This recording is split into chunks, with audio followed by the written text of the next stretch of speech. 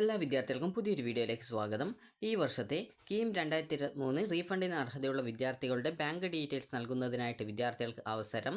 അപ്പോൾ ആർക്കൊക്കെയാണ് ഈ ഒരു റീഫണ്ടിനുള്ള അർഹതയുള്ളത് എന്നുള്ള ഡീറ്റെയിൽസ് ce.kerala.gov.in എന്ന വെബ്സൈറ്റിൽ നൽകിയിട്ടുണ്ട്. അപ്പോൾ അതുകൂടി നമുക്ക് പരിശോധിക്കാം.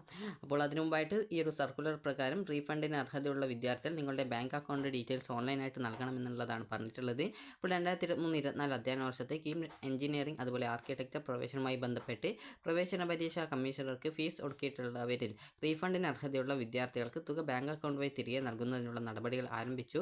റീഫണ്ടിന് അർഹതയുള്ള വിദ്യാർത്ഥികളുടെ ലിസ്റ്റ് വെബ്സൈറ്റിൽ പ്രസിദ്ധീകരിച്ചിട്ടുണ്ട്. റീഫണ്ടിന് അർഹതയുള്ള വിദ്യാർത്ഥികൾ www.ce.kerala.gov.in എന്ന വെബ്സൈറ്റിലെ കീം 2023 കാൻഡിഡേറ്റ് പോർട്ടൽ എന്ന ലിങ്കിൽ ആപ്ലിക്കേഷൻ നമ്പർ പാസ്വേഡ് എന്നിവ നൽകി സബ്മിറ്റ് ബാങ്ക് അക്കൗണ്ട് ഡീറ്റെയിൽസ് എന്ന മെനു ഐറ്റം ക്ലിക്ക് ചെയ്തുകൊണ്ട് നിങ്ങളുടെ ബാങ്ക് അക്കൗണ്ട് വിവരങ്ങൾ 2024 മുതൽ അതുപോലെ ഈ 1/2/2024 അതായത് ഫെബ്രുവരി 1-ാം തീയതി വരെ, അതായത് 1-ാം തീയതി വൈകുന്നേരം 5 മണി വരെ ഓൺലൈനായിട്ട് നൽകണം. അതുപോലെ ബാങ്ക് അക്കൗണ്ട് വിവരങ്ങൾ ഓൺലൈനായിട്ട് രേഖപ്പെടുത്തി ശരിയാണെന്ന് ഉറപ്പുവരുത്തിയ ശേഷം സബ്മിറ്റ് ചെയ്യുക. സബ്മിറ്റ് ചെയ്ത ശേഷം പ്രിൻറ്റ് ബാങ്ക് ഡീറ്റെയിൽസ് എന്നുള്ള ബട്ടൺ ക്ലിക്ക് ചെയ്തുകൊണ്ട് നിങ്ങൾ നൽകിയിട്ടുള്ള ബാങ്ക് അക്കൗണ്ട് വിവരങ്ങൾ അടങ്ങുന്ന ഒരു സ്ലിപ്പ് വെബ്സൈറ്റിൽ നിന്നും നിങ്ങൾക്ക് പ്രിൻ്റ് ഔട്ട് എടുക്കേണ്ടതാണ്. ഈ ഒരു പ്രിൻ്റ് ഔട്ട് നിങ്ങൾ ഭാവി ആവശ്യത്തിനായിട്ട് സൂക്ഷിച്ചു വയ്ക്കുക. അതുപോലെ തന്നെ ഈ ഒരു വിദ്യാർത്ഥികൾ ഓൺലൈനായിട്ട് സമർപ്പിക്കുന്ന ബാങ്ക് അക്കൗണ്ടിലേക്കാണ് റീഫണ്ടിന് അർഹതയുള്ള തുക ലഭ്യമാവുക. നിങ്ങൾ പ്രത്യേകം ശ്രദ്ധിക്കേണ്ടത് നിങ്ങൾ നൽകുന്ന ആ ഒരു ബാങ്ക് നിങ്ങളുടെയോ അല്ലെങ്കിൽ നിങ്ങളുടെ രക്ഷിതാവിൻ്റെയോ പേരിലുള്ളതായിരിക്കണം. ഓൺലൈനായിട്ട് സമർപ്പിക്കുന്ന ബാങ്ക് അക്കൗണ്ട് വിവരങ്ങൾ ശരിയാണെന്ന് വിദ്യാർത്ഥികൾ ഉറപ്പുവരുത്തേണ്ടതാണ്. തെറ്റിപ്പോവരുത്. അക്കാര്യം വിദ്യാർത്ഥികൾ ശ്രദ്ധിക്കുക. പിന്നീട് തിരുത്താൻ സാധിക്കുന്നതായിരിക്കില്ല. സേവിംഗ് ബാങ്ക് അക്കൗണ്ടിലേക്ക് മാത്രമേ റീഫണ്ടിനുള്ള തുക അനുവദിക്കുള്ളൂ. അതുപോലെ തന്നെ NRI അക്കൗണ്ടിലേക്ക് റീഫണ്ട് നൽകുന്നതല്ല. വിവരങ്ങൾ തെറ്റായി നൽകുന്നത് മൂലം റീഫണ്ട് തുക ലഭിക്കാതിരുന്നാൽ പ്രവേശന പരീക്ഷാ കമ്മീഷണർ ഉത്തരവാദിയാകുന്നതല്ല.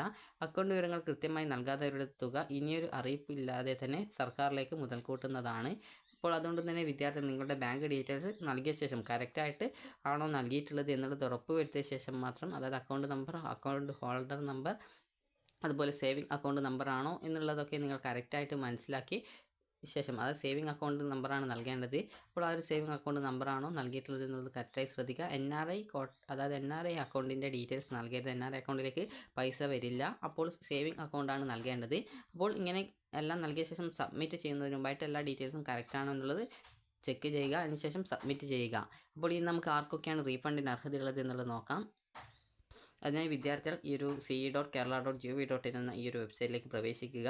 അതിനുശേഷം കീം 2023 കാൻഡിഡേറ്റ് പോർട്ടൽ എന്ന് പറഞ്ഞുകൊണ്ട് കാണാൻ സാധിക്കും.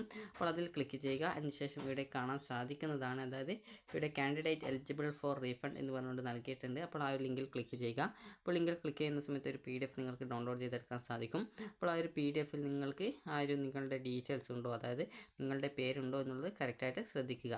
അപ്പോൾ പേരുണ്ടെങ്കിൽ നിങ്ങൾക്ക് റീഫണ്ടിന് അർഹതയുണ്ട്. അതായത് നിങ്ങൾക്ക് എത്ര രൂപയാണ് റീഫണ്ടിന് അർഹതയുള്ളത്, എത്ര പൈസയാണ് റീഫണ്ട് ലഭിക്കുക എന്നുള്ള ഡീറ്റെയിൽസ് ഇവിടെ നൽകിയിട്ടുണ്ട്.